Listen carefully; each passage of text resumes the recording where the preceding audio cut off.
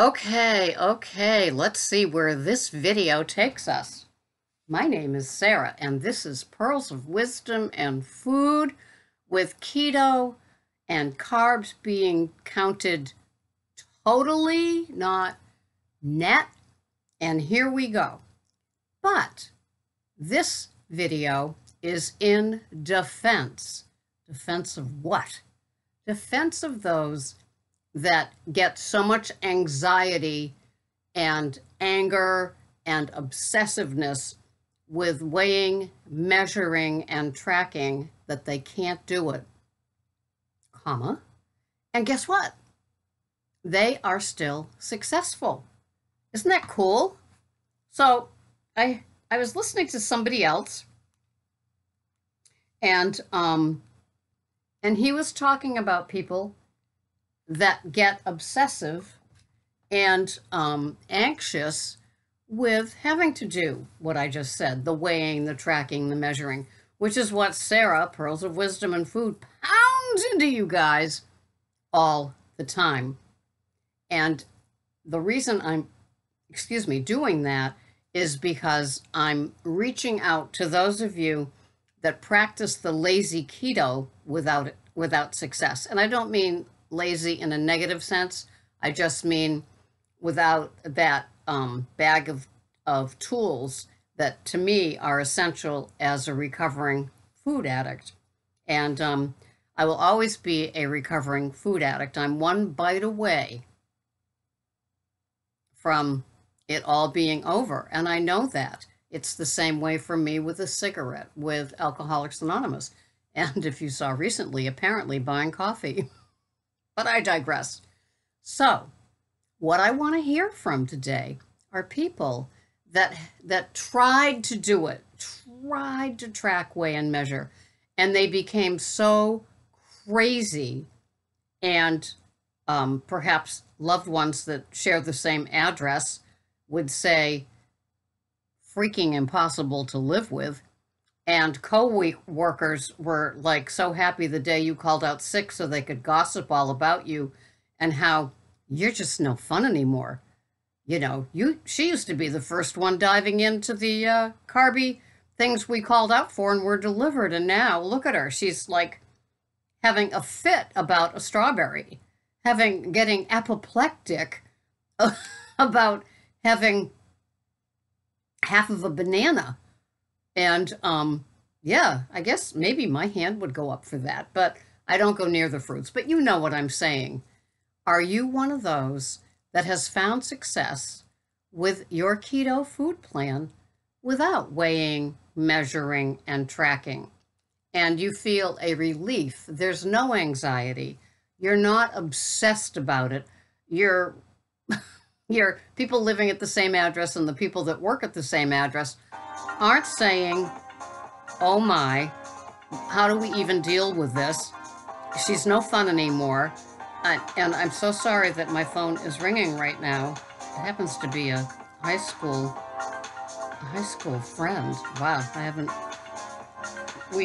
haven't seen him since what? He was like, his wife had just had quintuplets, and I think now they're in their 30s.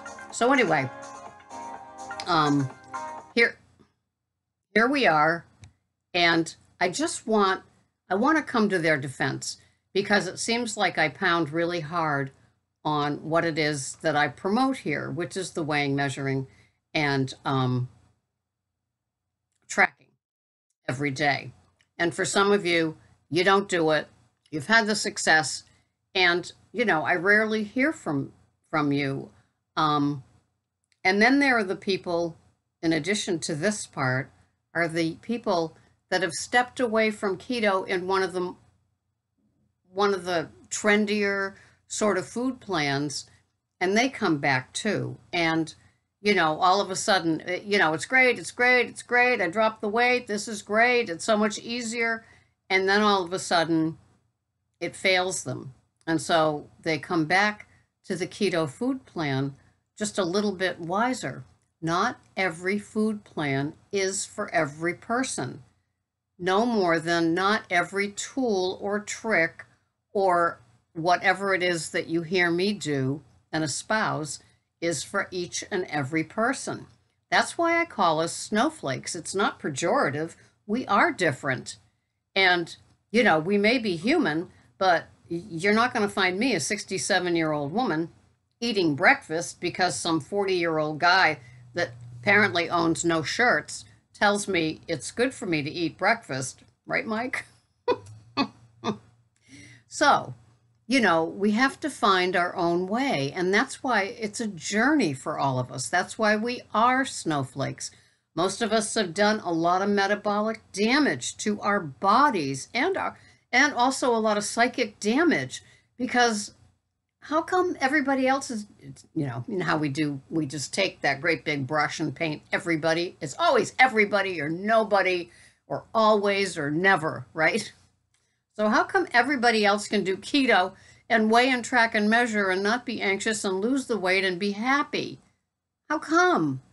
Well, if you've been around this racetrack as long as I've been around, I can show you, I can list names right out of my mouth of people that were so hot for keto. Every day there's a video. There's a weigh-in video. There's a this is how I cook this video. There's a see me video. There's a, how much weight I've lost, what size I'm getting into, how I'm wearing a bathing suit.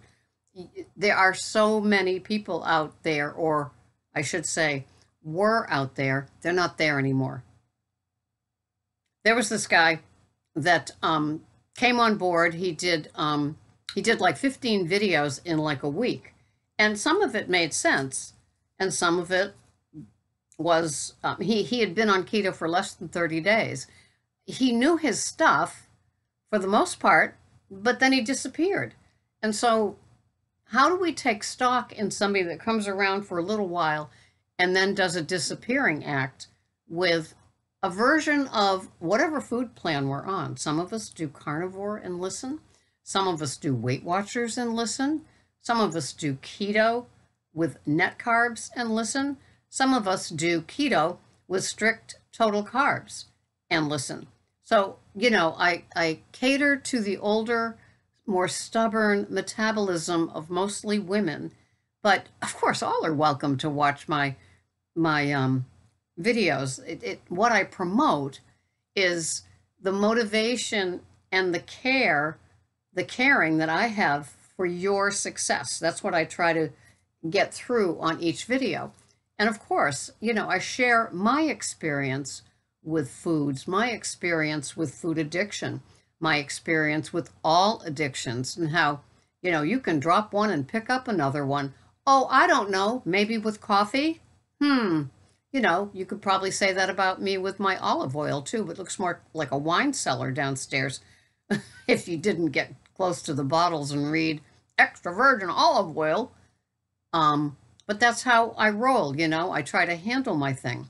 So I made that commitment with my purchasing coffees. That's it, obviously. I don't need coffee for another 4 years. So I'm not buying it anymore. I look longingly at the ads. It's just crazy. And, I can't do it anymore, and I won't do it anymore. And I think it sprung from the fact that there's so, I have a small rotation of foods. And so after I've purchased them all, there's nothing left to purchase. I plan my menus out. Greg and I eat the same things most every week. And sometimes things change up, like on a Friday, he has leftovers. Sometimes we have quiche instead. Sometimes I have my big A salad. Anyway, so, there's nothing left to buy, but there's that buying urge inside of me. I haven't been clothes shopping for a long time. I will give you that. I did buy that new pixie pant outfit. You haven't seen them. The ones that I wore in that other video are like 4 years old. They fit me like the new ones that I bought fit me, and there's 3 sizes difference. So you tell me Old Navy doesn't measure and cut correctly in all their different countries where their factories are. Did I just digress? Of course I did. So if you're not weighing, you're not measuring, you're not tracking, you're doing total net carbs, not total carbs. You're doing more of a carnivorous sort of food plan. You're carbing up. You're You're having egg fasts out your wazoo. You're having all kinds of different things than you hear me talk about here. You tend to like you're having shakes. You're glomming onto some trendy parts of keto or carnivore diet, or you're doing the freestyle Weight Watchers, and you're having good luck making that a little keto-fied, because you can't go too crazy, but you know what I'm saying. And it's working for you. I'm trying to defend your way of doing it. To me, it's not how you're doing it, it's the success that you're having from doing it, right? So, I don't mean to bash if you're doing a different program at times. There's programs out there that we can do where we don't have to pay somebody else to do them.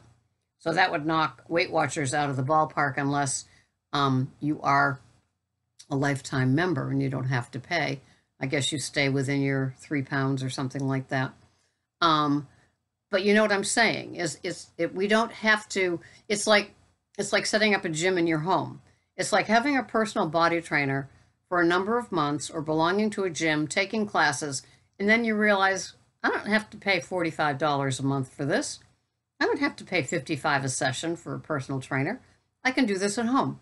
So maybe some of you don't need to weigh, measure, and track. Maybe you did do it for a while, kind of like how my keto coaching is. It's more about the basics, just to get you straightened out. And we do it for like 30 days with the emails. And then you're free to move around the country. Of course, you can always come back. But the point is it just stabilizes you. It gets you to a place where you're able to do it. And how else could I do it unless you were weighing and measuring and tracking your food? Because how can I look at what you're not writing, right? So, it's all in the journey and what works for you in your journey. And I don't mean to diss other programs. Sometimes it might come out that way. But what I mean is to see your success for you day after day after day. There's nothing that's harder to see than somebody that I know I can tell they're slipping, because it's like being an AA sponsor leading you to that drink. I can tell they're getting there because they gets a little wonky. I didn't post. I forgot to do my tracking for a few days, and I had company come and it was harder, and somebody brought their such and such, and I just thought I could get away with having one serving of that, and it's 4 days later, and I have hoovered the grocery store, because I don't have the things here, or unless you do live with somebody that has the standard American diet. I hoovered their section of the kitchen, or the shelves, or the cupboards, or the freezer, or the fridge, and I wonder how long it's going to take me to come back. Some people will say, I had a bite of this and now it's 6 months later and I'm just coming back. And so I try to capture and keep those in my keto community, because it's so hard to see people stray, and if they're a video contributor, it's so hard to see it because they start slipping a little bit. Say they were every single day, and then they were weighing and they were showing us what they weighed, and then they kind of stopped doing the weigh-ins, and then it just became a cooking show for what they were making, and there were no macros given for the item they were giving. You could tell it was high fat, but it's like, well, how do I know the ingredients and the amounts of and the tablespoons? And slowly they just started slipping, and a lot of people then just disappear. You can go into their site and go under their videos and see, wow, it's been 3 weeks since they posted a video. I miss them. And, you want to send out an APB for them because you know that something has happened. Something has happened. If you're seeing them every 2 or 3 days like you always did, then it's like, okay. And some of us hit a skid, we skid, we slap ourselves into the concrete wall and we come back. If you have done that and you're coming back, I'm telling you, honesty, that when I do my Messy Mondays with the confessional, I mean it. Getting it up and out and getting back on track. My keto coaching is for that too, the back on track part. Not just for newbies, but for those that have just veered off, because that can happen to us. We can get sloppy. We can get lazy. Somebody can bring something over to our house and then we are gone. We stop getting our fats from the healthy sources and we start, you know how we are, sometimes we're very, very, very impressionable. And when we start getting, it's like our resolve gets weakened and something seems like a better idea. And I see it with them. First, they start trying to do those fasts of many different kinds. And then I see them trying to do the egg fast. And then, it's just a slow, slippery, I'm not eating the same thing every day. Keto, total carbs, under 20, in my caloric range with my macros being nice.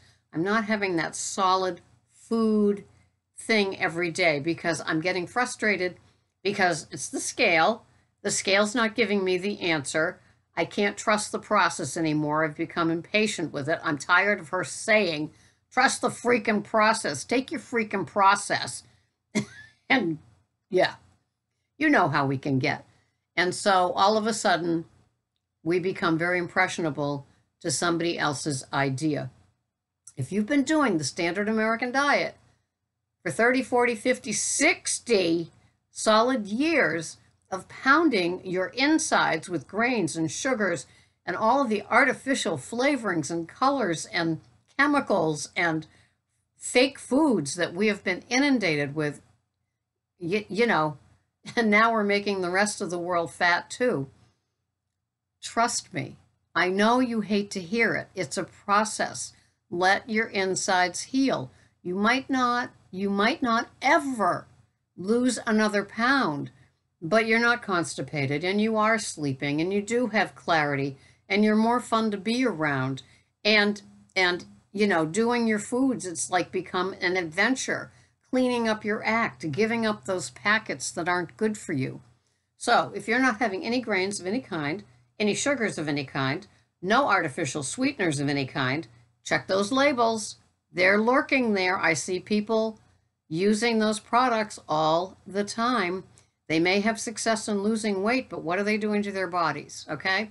So no artificial sweeteners. There are alternatives out there that work. And then diet sodas. Be very, very, very careful. When you see natural flavorings on the back of a food item, do you know what that is? That is a lawful, legal way of putting in crap and getting away with it by saying natural flavorings. Yeah. So be careful. They don't want us to get healthy with their foods. They don't want to protect us with their foods. They don't give a flying about us. They want profit. And so most of what I eat is like, I get the organic tubs of the lettuces. I buy the organic Evu. I get things that haven't been tampered with to the best of their ability. I buy the organic heavy whipping cream to put in my bulletproof coffee.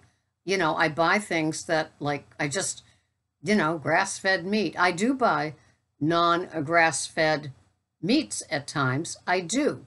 We do the best we can. This isn't an organic grass-fed channel only.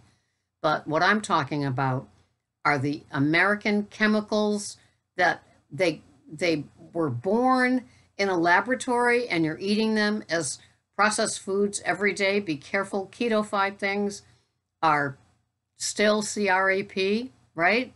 They're SAD wannabes, and you don't need a standard American diet wannabe, especially if you've only been doing this for six months. Of course, some people have no patience, and after 6 weeks or after a week, they're wanting to know keto-fied things. And it's like, don't do that to yourselves. Take a break from crap and do some wholesome eating. Get your taste buds back to functioning again. Throw that table salt out the window.